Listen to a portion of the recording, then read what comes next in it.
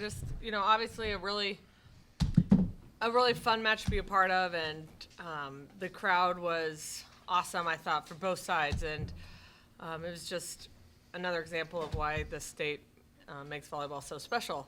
But I thought, our team was really good in Game 5 and kind of went back to what we've been trusting all year and just started playing our game, and I think that's a great sign of where we're headed is when we can play our loosest volleyball in the 5th game. You mentioned the 5th set. It seems like you had a high number of tips work for you there, and that goes against what you want to, but what was working in that 5th set with all those tips? Well, I just think you could tell early on that Creighton was not going to let our middles beat them, and so we went away from them, even though that's one thing that's made us great all year. And then they were still on Becca, but it just opened up those tips for her to strategically place them. So I thought she did a great job of being smart, and again, going back to what's made us great was huge. You sort of been waiting to see Virginia take over a game like she did in that 3rd set. What did you see from her there and through the rest of the night? Yeah, just after Game 2, we told the team, we got to trust Virginia to kill some balls back there, and she came out of the locker room and killed a bunch of balls and then got her serve going, and you can just see, what a weapon that is when she trusted, and I thought it was awesome, huge game for Virginia, and we really needed that as a team, and I think her personally just to have a great game in a big environment where she has to take over the game or we might lose that. Virginia, what was working for you in Bergen and you at the service line? I would say I relied a lot on my teammates because I was kind of scared, honestly, but anxiety kind of, it's a lot, and stress is high in this kind of games, but I try to, as we said in one of the timeouts, to try to rely on the teammates that have confidence in that moment if you don't have it right now in that moment. So I tried to do that, and it kind of helped. So Virginia, what was it like to play in that atmosphere for you? it was great. Yeah, it was huge. And then the new experience too, did it take a while to settle in, or what was your kind of takeaway from it? It was great. It was a hard game. I'm glad we won. Virginia, in that 5th set, after you get a point throughout the game, there'd be a lot of smiles after, but I saw you get a kill, and it was a straight face in the 5th set. Can you speak on the mentality in that last set? Someone told me that if I smile, I play better. So I'm trying to improve to that because I'm not a very happy face when I play, and I try to do better on that. Probably some stress and something that was kind of releasing, so that helped. Bergen, what can you say about the work Virginia's put in, not only on the court but off the court, getting acclimated with this program?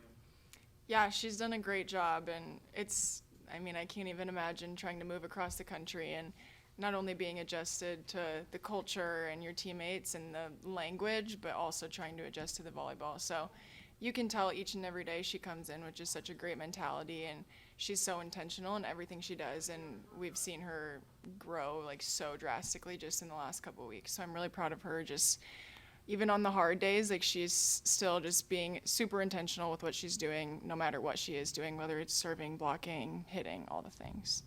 Dani, Creighton was kind of making a push in the 5th and almost had an ace on that serve, and Olivia just kind of laid out and smalled out and saved it, and you guys got the point off of it. How big of a play just to shift what could have changed the complexion of the 5th?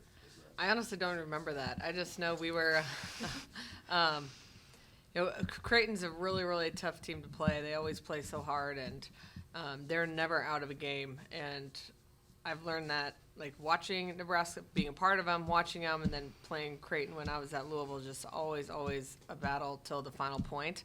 And so every single point you can earn is just massive for momentum. So that probably was a big turning point. I also thought Macy Bosinger came in and had 2 really nice serves. I thought that gave our team a lot of confidence. Just somebody that hadn't only played 1 point before, missed her serve, and then comes in Game 5 and has a couple that we really needed in that moment. We're going to a lot of errors on your side in that 2nd set. You bounced back with a really clean set in Game 3. How is this team able to kind of self-correct within matches and improve on areas where you're struggling? Yeah, I think we just fall back on our training, and like Dani said, just go back to what we know and playing Nebraska volleyball. And we knew the 2nd set was not even close to our best, and we only lost by 4. So that was encouraging to us, but it also kind of lit a fire under us to, like, if they're going to have to beat us, they have to beat us because they play better than us, not just because we hand them the game. Bergen, what's the feeling like, a record-setting crowd, to come into this environment and leave with the result that you do? Yeah, it feels great. I mean, Creighton's always going to be a big game, no matter where it's at, what time of the day, when, like, it's always going to be a huge game. So it's awesome that people of Nebraska showed out, and I had no doubt that they would. And obviously getting a win makes it a little sweeter. So it'll be a good bus ride home.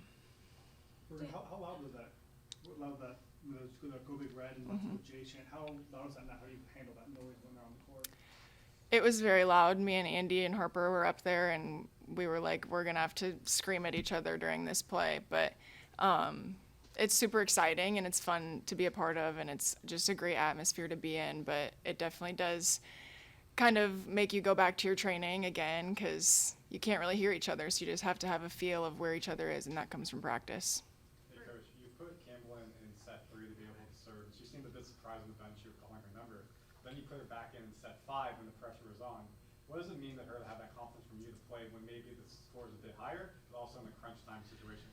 Yeah, we hadn't really talked about using her in that way until today, and just felt like she has a type of serve that would disrupt Creighton, so let's give it a try.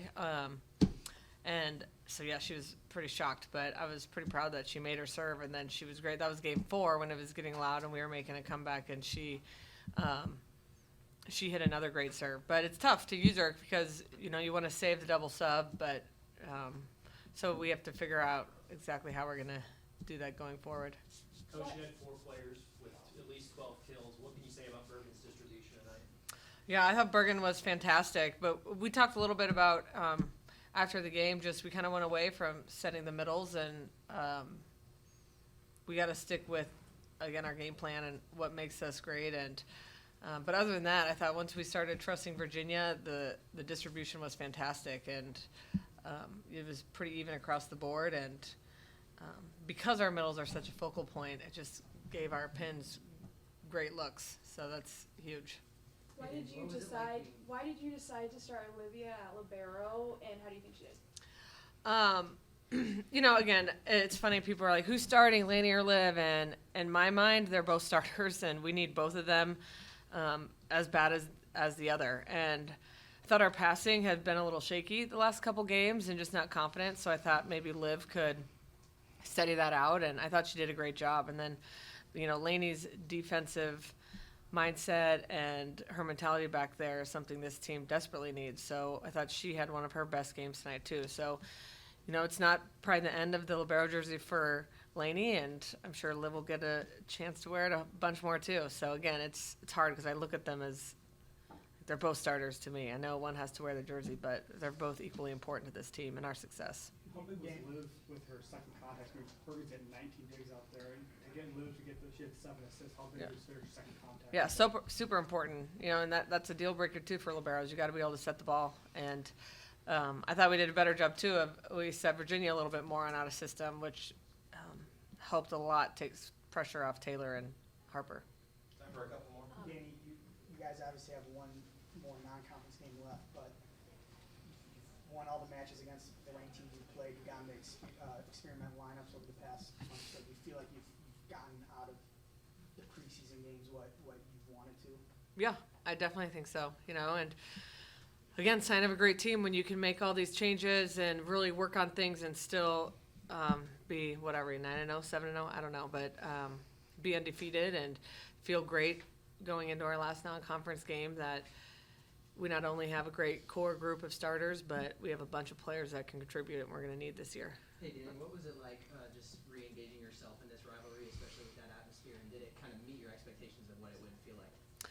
For sure. You know, being gone for 8 years, and that was also a big, you know, part of Creighton's rise to how great they've gotten. So I've missed a lot of heated battles. I've always watched them on TV, and luckily they're always on a night where you can typically watch. So it definitely met my expectations from a game and the crowd and, you know, just how into it people were. You know, of course, I'm looking at I want to play better, and I'm sure Creighton's going to look at and be like, this game was in our hands, a couple points here and there, but That's what makes rivalry games so fun, is that anything can happen. There's a lot of emotions.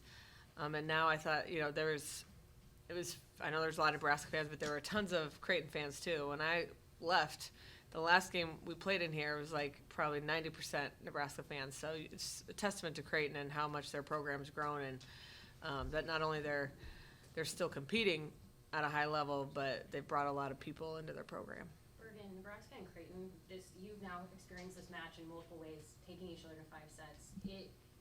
How does a game like this prepare you for conference play when the two of you battle so hard at this point in the season?